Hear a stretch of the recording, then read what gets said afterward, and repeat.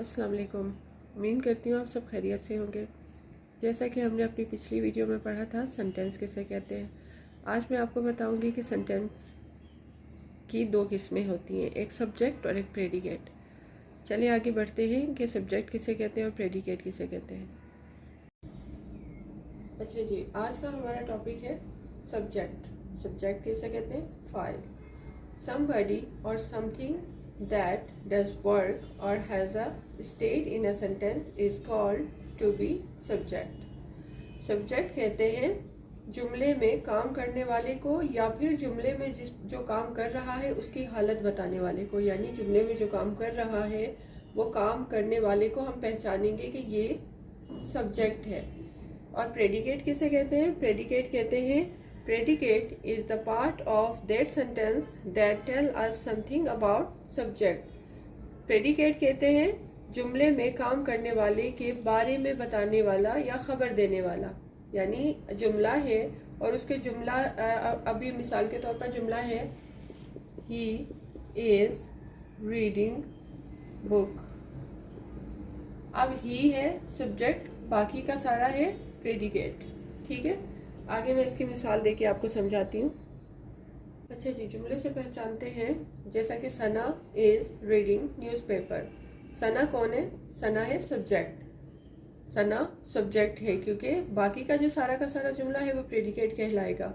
और इस जुमले में हमने आज के सबक में पहचाना है कि सब्जेक्ट किसे कहते हैं। हमारे आज का सबक है सब्जेक्ट, तो हमने इस सारे सिनेरियो से सब्जेक्ट को पहचाना है। Sana is reading newspaper, Sana अखबार पढ़ रही है, तो यहाँ सब्जेक्ट कौन है? Sana. Sana. Ali plays a game, Ali game खेलता है, तो यहाँ पर सब्जेक्ट कौन हुआ? अली, क्योंकि इस जुमले में जो काम कर रहा है वो अली है, तो अली गेम खेलता है, तो सब्जेक्ट कौन हुआ? Ali. They are going to the market, वो मार्केट जा रहे हैं, तो वो चाहे एक है या एक से ज्यादा है, जो जुमले में काम कर रहा है वही सब्जेक्ट होगा। ठीक है, तो ये कौन? वो मार्केट जा रहे हैं, तो यहाँ पर सब्जेक्ट वो है। द सनसेट इज ब्यूटीफुल, गरूब आफ्ताब खूबसूरत है। अब यहाँ पर कोई काम तो नहीं कर रहा कि हम उससे कहें कि कोई काम खुद कर रहा है, तो यहाँ पर सब्जेक्ट क्या हुआ? तो यहाँ पर सब्जेक्ट गरूब आफ्ताब हुआ। हमने सब्जेक्ट बनाया क्योंकि गरूब आफ्ताब ही हमारा टारगेट है और वही सब्जेक्ट होगा इस जुमले में। खूबसूरत जो है वो बाकी का सारा प्रेडिकेट होगा। ठीक है, I ask her to call me, मैंने उससे कहा था मुझे कॉल करे, तो इस सारे जुमले में, इस जुमले में सब्जेक्ट कौन है? इस सारे जुमले में सब्जेक्ट है, इस सारे जुमले में सब्जेक्ट है आई।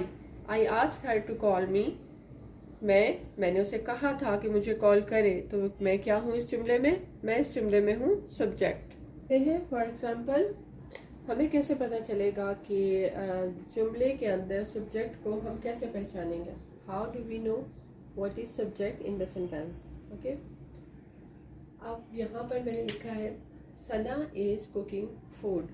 सना इज कुकिंग फूड, सना खाना पका रही है। ये तो हमें पता चल गया, हमने पिछले एग्जाम्पल से पता चल गया हमें कि सब्जेक्ट जो होता है वो जुमले में काम कर रहा होता है।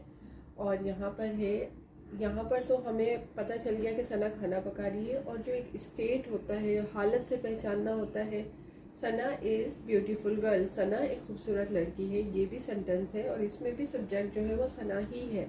यहाँ सना की हालत बताई जा रही है और यहाँ सना खाना बना रही है। तो इस तरह के जुमले भी आएंगे, उसमें हमें पता चलेगा कि सब्जेक्ट अपनी जगह पर मौजूद है। अब हमें कैसे पता चलेगा कि अगर हमारे पास कोई ऐसा जुमला आ गया, ऐसा सेंटेंस आ गया कि हमें पहचाना नहीं जा रहा, तो हम कैसे पहचानेंगे? वर्ड या फिर हु से। यहाँ पर एग्जाम्पल मैंने दिया कि हु इज़ कुकिंग फूड, कौन खाना बना रहा है, कौन खाना पका रही है, तो खाना जो है वो सना पका रही है, तो इसका मतलब है जुमले के अंदर सना ही सब्जेक्ट है।